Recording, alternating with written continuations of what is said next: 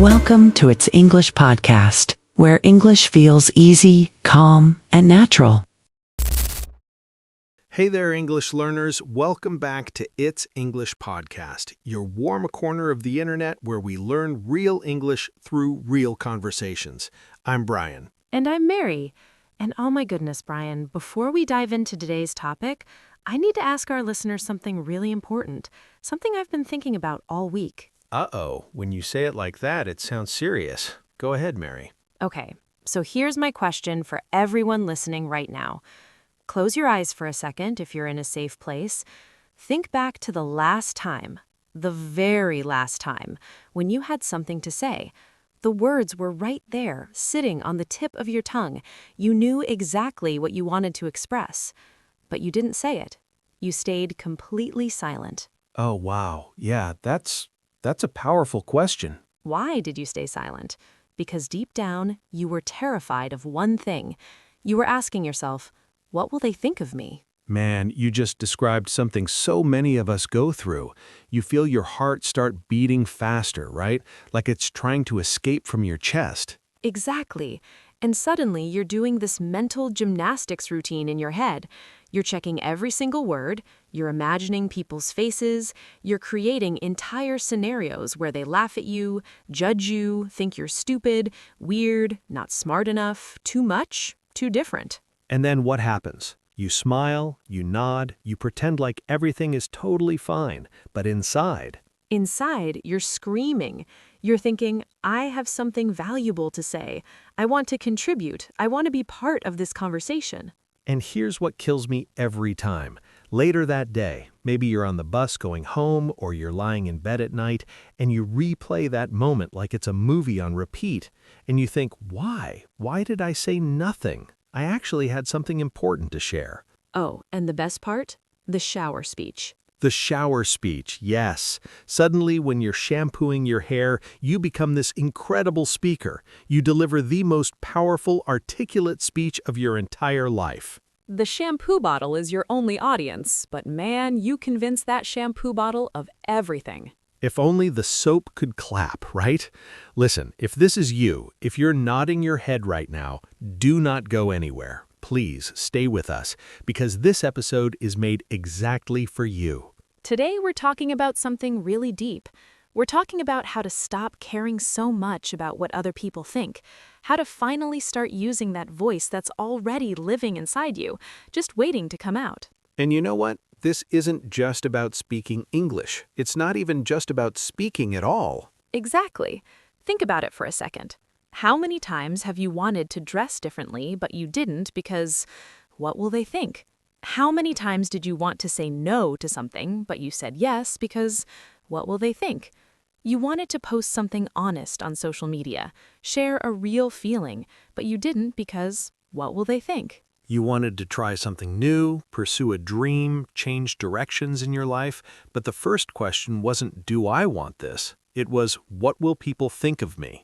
If you're tired of living like that, if you're exhausted from feeling small in your own life, this conversation is for you. So here's what we want you to do. Take a deep breath. Think about that last moment when you stopped yourself from speaking, from being yourself because of what others might think. Hold that moment in your mind, because throughout this episode, we're going to gently, step by step, break that fear down, one honest story at a time. And don't worry if you're still building your English skills. This is a B1 level episode, which means it's perfect if you're at an intermediate level. If you're A2, you can absolutely still listen and learn. If some parts feel challenging, that's completely okay. You can always come back and listen again. You'll catch more details the second time, trust me. Your only job right now is simple. Relax, listen, and let the English and the ideas flow through you. You don't have to understand every single word. Just stay present with us. And maybe, just maybe, if I'm feeling brave today, I'll stop asking Mary after we finish recording, do I sound weird? Did that make sense? Was I okay? He literally asks me that every single time. So if you feel nervous about your English, you're definitely not alone.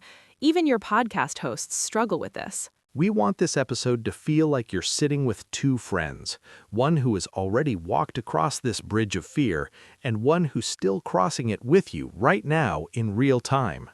Okay, Brian, so let's start with something really fundamental. This fear of what people think. Where did it even begin? Because I don't think we were born this way. No, absolutely not. This fear didn't just magically appear last week. It usually starts way, way earlier. School, family, friends, small comments, tiny jokes, but they create a massive impact inside us. Do you remember being in class? Maybe you were 7 or 8 years old and you said something, and people laughed? Maybe you wore something different to school one day and someone made a joke about it. For them, it was probably just a 1-second comment. They forgot about it immediately.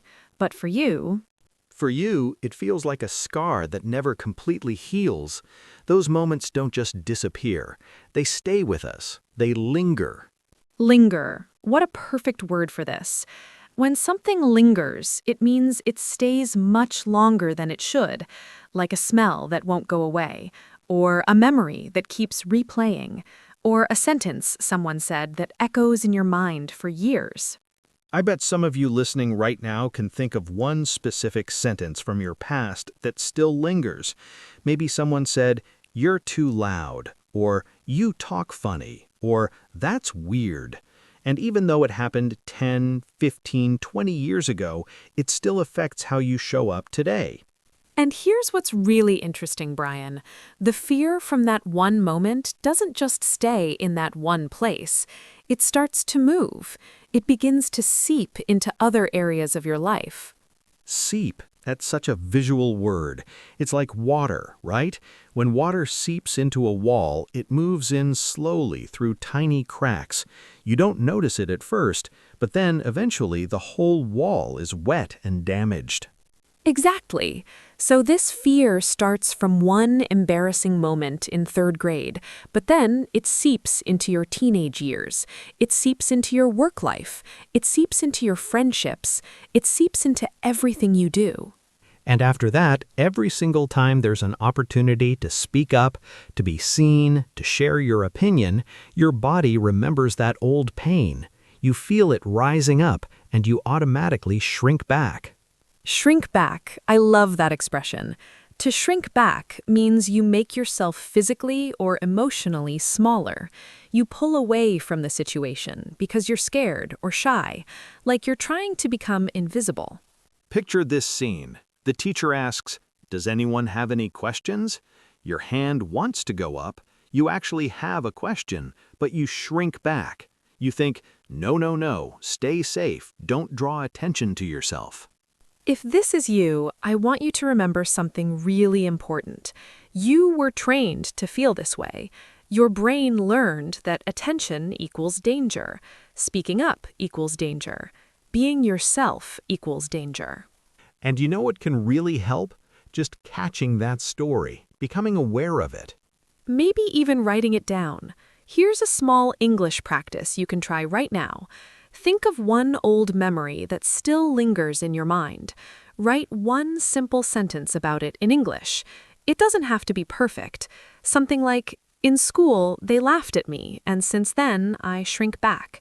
Or, "My parents said I was too sensitive, and that comment still lingers." It doesn't need to be beautiful. It just needs to be honest. Because when you put it into words, you start to see that old rule clearly instead of letting it quietly control you from the shadows. So that's where the fear begins, often in childhood. But let's talk about what it feels like now as an adult living in the modern world. Because now it's not just one classroom with 30 kids. Now it's the entire world, right? You walk into a room at work, or you open Instagram, and suddenly you feel like thousands of eyes are watching you. The physical sensations are intense. Maybe you feel your chest getting tight, like someone is squeezing it. Your stomach isn't relaxed anymore. Your thoughts start racing at 100 miles an hour. That overwhelming feeling has a specific word. You feel anxious. Anxious, not just a little bit nervous, but truly worried deep inside. When you're anxious, your body and mind feel like they're on high alert, like you're in danger even though nothing actually bad is happening. And when you feel anxious, your brain does this funny little show. It starts to completely freak out. To freak out means you suddenly feel extremely scared or panicked, like your brain is shouting, "Oh no, oh no, oh no, I'm going to die if I open my mouth. Everyone will hate me." And this can happen over something as simple as ordering a coffee in English. Your brain treats it like you're about to walk onto a stage in front of 10,000 people. So your body is anxious, your brain is freaking out, and then what do? You start to hold back. To hold back means you stop yourself from saying or doing what you truly want to do. You pull your words and your actions back inside. You lock them away. Maybe you want to share a creative idea in a team meeting. You want to send a message to someone you admire. You want to wear something colorful and unique that expresses who you are. But you hold back because there's this invisible audience in your head and they're all shouting negative things at you. It's like you think there's this huge, bright spotlight shining directly on you, showing every tiny mistake, every imperfection. But here's the reality check. Most people are incredibly busy with their own lives. They're not watching you as closely as you think. They're dealing with their own spotlights. They're thinking, did I remember to send that email? Do I look okay today? What did my boss say yesterday when she said that thing? Did I offend my friend? So you're not the main movie playing in their head. You're maybe a tiny extra character walking in the background for about 2 seconds before they forget you even existed. That's actually kind of freeing when you really think about it. So next time you feel that anxious spotlight on you, you could quietly tell yourself in English, "I'm not the main movie in their head." Just say it. Take a slow, deep breath, and then do the small action anyway. Say the sentence, send the message, take one small step. You might still feel something uncomfortable, but maybe it'll be a little less heavy, a little more manageable. Now, there's another thing that makes this fear really strong. It's not just what people might think. Sometimes it's what people actually said to us. Oh, this part hits hard. Sometimes the fear isn't just in our imagination. Someone really did say something cruel. Someone really did criticize us. When they criticize you, they point to something about you and say it's bad or wrong. Maybe they laughed at your voice, your accent, the clothes you were wearing, your body, your dreams, your choices. And they didn't just think it quietly. They said it out loud.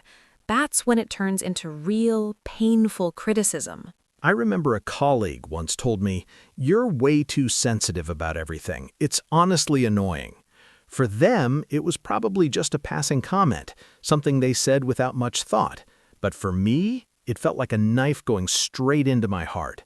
And after someone says something like that, you start questioning yourself on such a deep level. Maybe my feelings are wrong. Maybe the way I am is fundamentally flawed. Maybe I'm the problem. But here's something absolutely crucial that I want everyone to understand. Not every comment is a mirror showing you the truth about yourself. Some comments are actually a projection. A projection. That's such an important concept. When someone projects onto you, their comment reveals more about them than it does about you. It's like they're taking their own fears, insecurities, or problems and throwing them at you.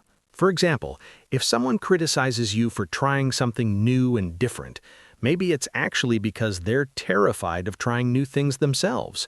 If they laugh when you speak English with an accent, maybe they're deeply uncomfortable with their own mistakes and imperfections. So, what can you do with comments like that? You obviously can't just delete them from your memory like a computer file, but you can decide what to do with them. Some comments you keep and learn from. Some comments you absolutely must brush off. Brush off. Picture someone brushing dust off their shoulder with their hand. To brush off a comment means you decide, this is not my truth. This doesn't belong to me. I'm not keeping this. And you let it fall away. I actually like to make it physical. When I remember a rude comment from my past, sometimes I literally touch my shoulder and quietly think to myself, no, I brush that off. It's not mine. You could even write a simple line about it in English, like a statement of power. They said I was stupid, but I brush off that comment. It is not my truth. Or they criticized my accent, but I choose to brush off their judgment. That way, you're not just passively replaying their harmful words over and over. You're actively answering them with your own powerful words. You're taking back control. Even when you successfully brush some comments off, the old fear can still sit quietly inside you, affecting how you live. So we've talked about fear from the past, this invisible audience, these painful criticisms. What do we actually do with all of that emotional baggage? One thing so many of us do, often without even realizing it, is we start to perform our lives instead of living them. Perform, like acting on a stage in a theater. But we're not talking about theater here. We're talking about performing in real life, in our actual relationships and daily interactions. We start playing a role. The good girl who never causes problems. The funny guy who makes everyone laugh so they don't look too closely. The quiet one who never rocks the boat. The easy, agreeable person who goes along with everything. We play these roles because they keep us safe from judgment.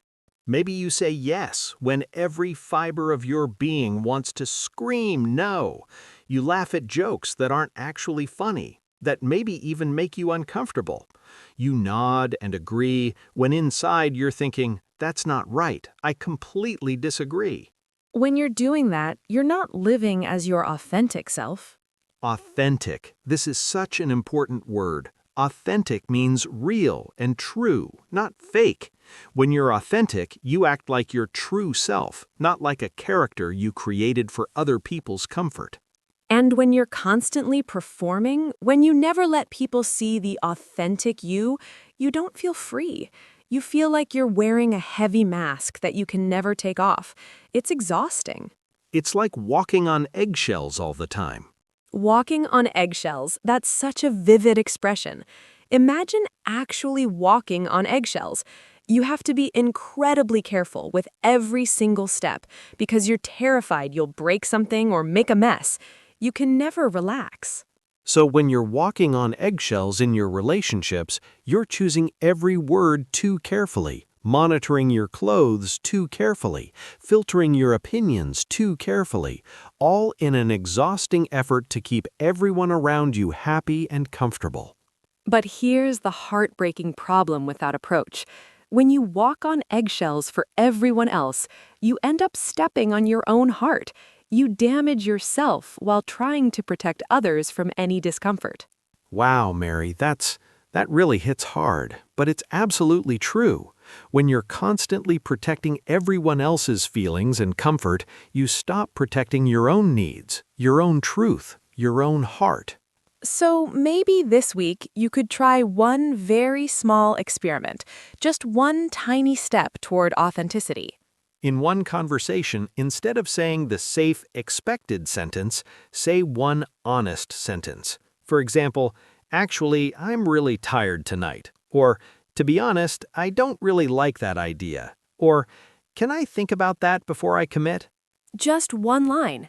You're still being kind and respectful, but you're being a little more genuinely you. And that's already a huge step toward living authentically. And there's another trap that keeps so many of us stuck and scared, this dangerous idea of perfection. Oh yes, the perfection trap. This is such a massive one. How many times have you thought, when I'm perfect, then I'll start living my real life? You know this pattern, right? I'll speak English confidently when my grammar is perfect. I'll wear that outfit when my body is perfect. I'll share my writing when it's perfect. I'll start that business when my plan is perfect. I'll ask for that opportunity when I'm perfect. It sounds so logical and smart. It feels safe and responsible. But it's actually a complete lie. It's a trap that makes you wait for a day that will literally never come. It's like saying, I will learn to swim when I already know how to swim perfectly. Do you see how ridiculous that is? You cannot learn to swim by reading books on dry land. You have to actually get into the water. Exactly. You learn when you step into the water, move your arms in a clumsy, messy way, accidentally swallow some water, cough, and keep trying. That's how every single human being learns to swim. And that's the real problem with perfectionism. It makes you hold back from taking your very first step. But progress, real meaningful progress, only happens when you move forward, even if you look a little silly doing it.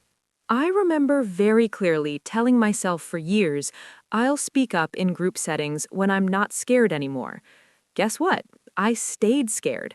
The fear didn't magically disappear while I waited. The fear only started to shrink when I finally spoke while I was still scared. That's such a powerful realization, Mary.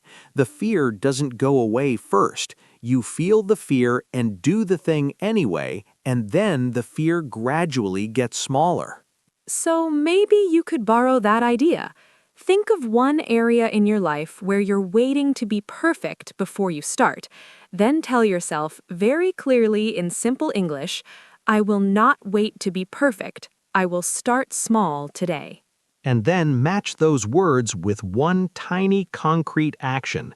Send one message in English, have one small conversation, share one thought, make one attempt. It doesn't have to be perfect, it just has to be real. And when you do that again and again, something quiet but powerful starts to grow deep inside you.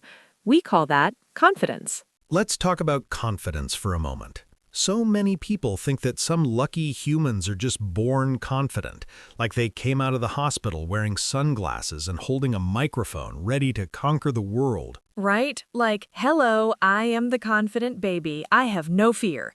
But in real life, confidence is absolutely not magic. It's much more like a muscle in your body. If you want strong, powerful muscles, you don't just think about going to the gym while sitting on your couch. You actually go to the gym and you repeat small movements many, many times over weeks and months. It's exactly the same with confidence. Confidence grows stronger when you do small, brave actions again and again and again. Every small, brave action is like one rep at the gym. Say hello to someone new, share one idea in a meeting, ask one question in class, post one comment online. That's one confidence rep. A rep means one repetition, one time you do the movement in exercise. So you don't need to magically become a confident person overnight. You just need to collect small reps, one at a time. And most of those reps are going to feel uncomfortable at first. They're outside your comfort zone. That feeling of discomfort is completely normal and actually means you're doing it right. When you feel that discomfort rising up, you don't have to run away from it. You can actually lean into it. Lean into something means you move a little bit closer to it instead of avoiding it. You approach it with curiosity instead of fear. You could make yourself a tiny practice list in English, just 3 simple lines. For example, say hi to my neighbor. Ask one question in my English class. Leave one comment on a YouTube video. Keep it very simple and achievable. And every single time you complete one of those actions, put a little check mark next to it, and then tell yourself out loud, that was one rep. I'm training my confidence and my English at the exact same time. When you see those little check marks accumulating, you start to realize something powerful. You're not stuck. You're not frozen in fear forever. You're actually moving forward, growing, changing. And there's one more powerful shift that can help you when you care too much about what people think. It's about changing fear into something completely different. This is honestly one of my absolute favorite mindset shifts. It's about transforming fear into curiosity. Think about the questions that run through your mind when you feel scared and anxious. Usually, fear asks things like, what if I mess up badly? What if they laugh at me? What if I look completely stupid? What if I embarrass myself? But curiosity asks completely different questions. Curiosity asks, what might I learn from this? What interesting thing could happen if I try? What will I discover about myself and the world? I know this transformation from my own personal experience. When I was younger, before I had to speak in a group situation, I would sit there trapped in my own head, asking myself, what if I say something wrong? What if my grammar is terrible? What if they think I'm an idiot? I felt completely frozen. That's when you start to freak out internally, right? Inside your brain, it becomes a complete panic situation. Exactly, full freak-out mode. But then I started experimenting with a different approach. I began thinking, let me treat this like a science experiment. I'll try saying one sentence and simply observe what happens next. I'm just gathering data. And suddenly, everything felt lighter and more manageable. Experiment like what scientists do in a laboratory. You try something specific, you carefully watch what happens, and you learn from the results. When you treat conversations like experiments instead of life-or-death performances, you don't expect perfection anymore. You expect information. You expect learning. Even if the interaction goes strangely or awkwardly, you still get valuable data. It's like becoming a scientist studying your own life. You're not saying to yourself, I must be perfect and flawless. You're saying, I'm learning and growing. Every interaction teaches me something. So after your next conversation in English, you could ask yourself two very simple, powerful questions. What surprised me about this interaction? And what went better than I expected? Your answers can be incredibly short and simple. What surprised me? They were actually really friendly and patient. What went well? I didn't hold back my question. I asked for clarification when I needed it. And little by little, interaction by interaction, your brain learns to actively look for growth and positive discoveries instead of constantly scanning for mistakes and failures. And slowly but surely, you start caring more about your personal progress and learning than about the opinions of that invisible, imaginary crowd in your head. So Mary, we've covered so much powerful territory today. Can we take a moment to bring it all together? Absolutely. This is the real shift we've been talking about for the past 40 minutes. It's about moving from living for that invisible, critical crowd to living for your real, authentic self. It's about going from walking on eggshells, terrified of every step, to walking confidently on your own unique path. From constantly shrinking back and making yourself invisible to finally starting to show up as who you really are. And you know what?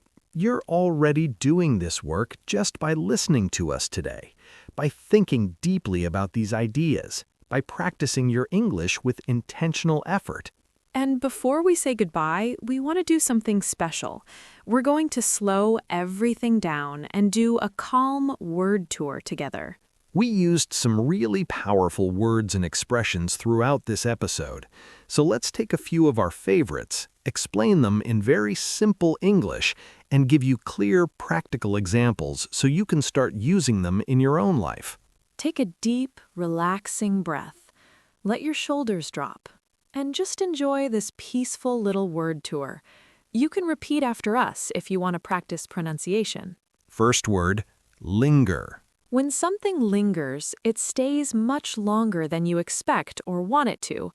It doesn't leave quickly. It remains present. This can be a smell, a feeling, a memory, or words someone said. Example, that embarrassing joke from school still lingers in my mind after 20 years. Or the beautiful smell of fresh coffee lingered in the kitchen all morning long. You can say it with us. Linger. Linger. Next, seep. When something seeps, it moves very slowly through small spaces or cracks. We often use this word for water or other liquids, but we can also use it for feelings and fears that gradually enter different parts of your life. My childhood fear of public speaking slowly seeped into my adult work life. Or rainwater can seep through tiny cracks in the wall if you're not careful. Say it slowly. Seep. S-E-E-P. Next is a feeling word, anxious. When you feel anxious, you are deeply worried inside. It's more than just a little bit nervous. Your mind becomes very busy, racing with thoughts. Your body feels tense and uncomfortable. You feel like you're in danger even though nothing objectively bad is actually happening. Example: she felt extremely anxious before her important job interview. Or, I get anxious whenever I think about speaking English with native speakers. Practice saying anxious. A-N-X-I-O-U-S. Now, a fun expression, freak out. To freak out means to suddenly feel extremely scared, stressed, or panicked. Your brain goes into emergency mode even over small things. It sounds dramatic and intense, but we actually use it a lot in casual conversation, sometimes even in a playful way. Example, I completely freaked out when I realized I forgot my passport at home. Or he freaks out every time he has to speak in front of a large audience. Next, shrink back. When you shrink back, you make yourself physically or emotionally smaller. You pull away from a situation or opportunity because you feel scared or shy. It's like your body is trying to become invisible. When people started arguing loudly, I automatically shrank back into the corner. Or she wanted to ask a question, but she shrank back when everyone turned to look at her. Now, hold back is similar but slightly different. To hold back means to deliberately stop yourself from saying or doing something you really want to say or do. You keep your words, feelings, or actions locked inside instead of expressing them. She wanted to share her creative idea, but she held back because she feared judgment. Or, I always hold back my real opinions because I worry about what people will think. Now, a really important word for this whole episode: authentic. Authentic means genuinely real and true, not fake or performed. When you're authentic, you show up as your actual self, with your real thoughts, feelings, and personality, not as a character you created to please other people. Example, she finally feels free and happy when she's being completely authentic with her close friends. Or, I want to live a more authentic life instead of constantly pretending to be someone I'm not. Brush off is a great expression. Imagine physically brushing dust or dirt off your shoulder with your hand. To brush off a comment or criticism means you consciously decide it's not your truth, it doesn't belong to you, and you're not going to keep carrying it. You let it fall away. Example, they said I was too sensitive, but I choose to brush off that comment because it's not true. Or, when people criticize my accent, I try to brush it off and keep practicing anyway. And finally, lean into. To lean into something means you move closer to it with curiosity instead of running away from it. Instead of avoiding discomfort or challenges, you approach them intentionally to learn and grow. Example, instead of avoiding difficult conversations, I'm learning to lean into them with an open mind. Or, when I feel uncomfortable speaking English, I try to lean into that discomfort because that's where growth happens. Beautiful. Those are some of the most powerful words and expressions from today's episode. So, before we finish today, we want to hear from you. We want to create a conversation, not just a one-way lecture. Tell us in the comments, in which specific moment do you think the most about what people will think of you? Is it when you're speaking English in class, at work, during meetings, with your family, when you're talking with native English speakers, or maybe when you're posting something online? And tell us honestly, are you more like me, someone who makes 10 jokes in a row so nobody can see how nervous I actually am inside? Or are you more like me, someone who remembers the fear very clearly, but chooses to speak and act anyway, even while the fear is still there? If you enjoyed learning this way, through real conversations, real emotions, and real English, please subscribe to It's English Podcast. Hit that like button on this episode. It genuinely helps more learners around the world find us. Remember, you don't have to suddenly become a completely different person tomorrow. You don't have to transform into someone with zero fear. That's not realistic or even necessary. Just pick one tiny, brave action this week, one small rep. Send one message, ask one question, share one honest thought, wear something you love but were scared to wear. Say one sentence in English that feels a little uncomfortable. You're not trying to be perfect. You're just trying to be a little bit more authentically you. And that already is so incredibly brave and beautiful. Thank you so much for spending this time with us today, for trusting us with your English learning journey, for being vulnerable and honest with yourself. Until next time, keep practicing, keep growing, and most importantly, keep showing up as your real self. This is Brian. And Mary from It's English Podcast. See you in the next episode.